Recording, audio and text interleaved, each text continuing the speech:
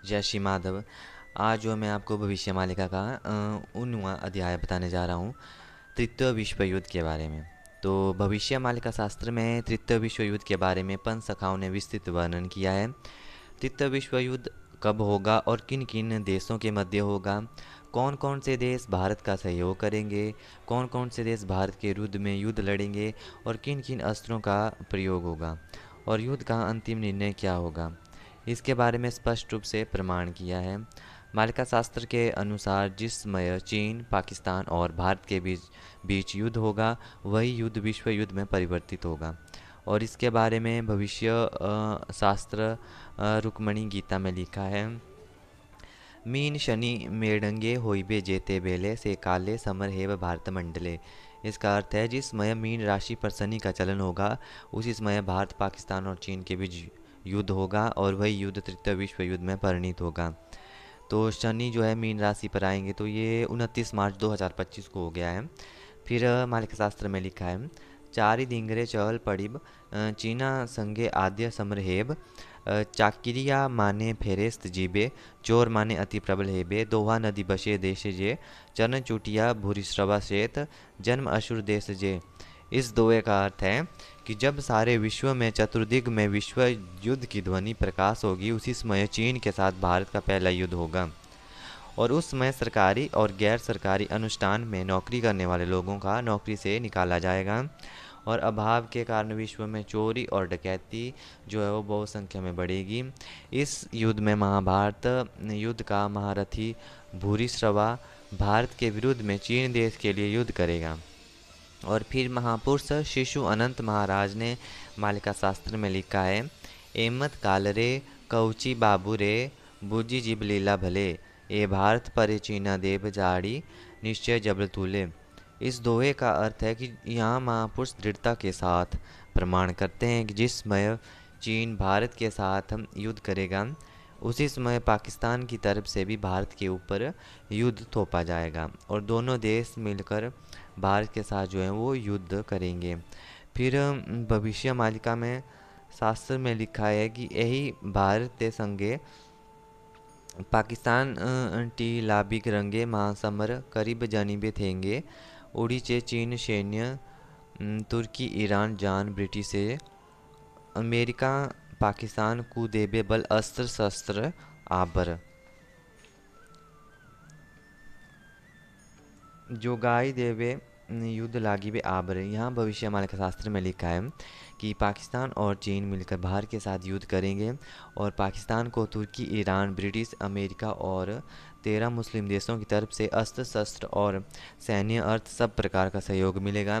फिर आगत भविष्य मालिका शास्त्र में लिखा है, यह देखिए रुशिया अशी होट पठिया भारत क्षमे क्षेत्र से ही कुटिया अस्त्र शस्त्र सैन्य जोगाई देव जान भारत सहित मिशी करीब रन। इसका अर्थ है जिस समय तृतीय विश्व युद्ध होगा, एक तरफ से भारत रहेगा, दूसरी तरफ से चीन, पाकिस्तान, तुर्की, अमेरिका, ईरान और 13 मुस्लिम देश लड़ रहे होंगे और उसी समय रूस भारत को सहयोग करेगा। रूस और भारत मिलकर शत्रु देश के सैनिक से साथ डटकर लड़ेंगे।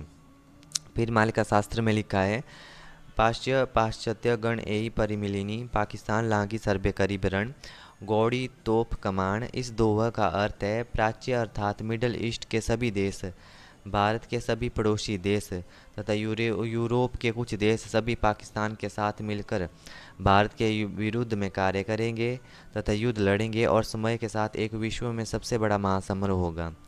तृतीय विश्व युद्ध के अंतिम समय में निर्णायक युद्ध उड़ीसा के खंडगिरी में भगवान कल्कि के साथ होगा। इसके बारे में उद्धव भक्ति प्रदायिनी ग्रंथ में रचना है। उड़ीसा राज पर खंडगिरी ठारे अनेक युद्ध होइबे अनंत किशोर रूपे धरि प्रभु चक्र धरि विनाशिब अश्वत्थामा सल्प संग थैरिबे निज क्षेत्रवृत्ति धरि अनेक योद्धा जे विनाश होइबे युद्ध थीबे आभूरी।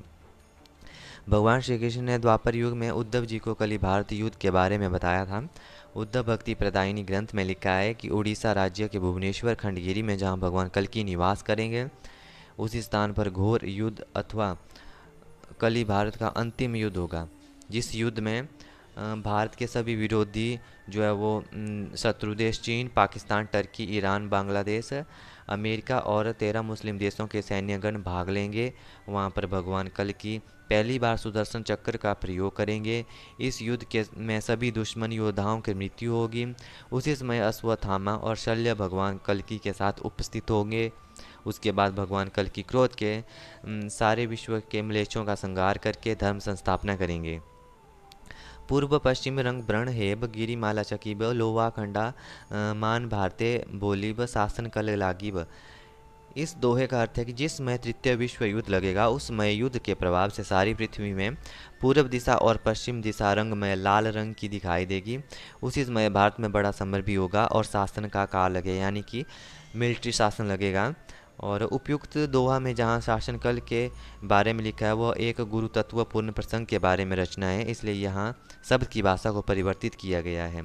भविष्य मालिका के अनुसार विश्व युद्ध के प्रमुख निर्णायक देश जो पहला ग्रुप है उसमें भारत, रूस, जापान, जर्मनी और फ्रांस, ये जो है वो भारत की मदद करेंगे। और जो ग्रुप दूसरा है उसमें पाकिस्तान, चीन, तुर्की, अमेरिका, ईरान, मुस्लिम देश, ब्रिटेन, अफ्रीका और बाकी अन्य देश जो हैं वो भारत के खिलाफ युद्ध लड़ेंगे। महापुरुष अच्युतानंद दास जी और नित्यपन सखाओं ने मालिका शास्त्र में बताया है कि अच्युतर होइबे चयउत जुग फड़ भुइ जीबे सत लेखी लिबढ़ा शक्ति जार अची ताथारे मुँह सरन अच्युत बचन चयुत होई जिब कपाड़े मारी बे हाथ। उपरोक्त दोवे का अर्थ, जिस समय भगवान के अवतार कल की महाप्रभु धरती पर आगमन करेंगे उसी समय कल की भगवान भक्त, संत, सज्जन और धरती को रक्षा करने के लिए धर्म संस्थापना के कार्य को आगे पीछे कर सकते हैं।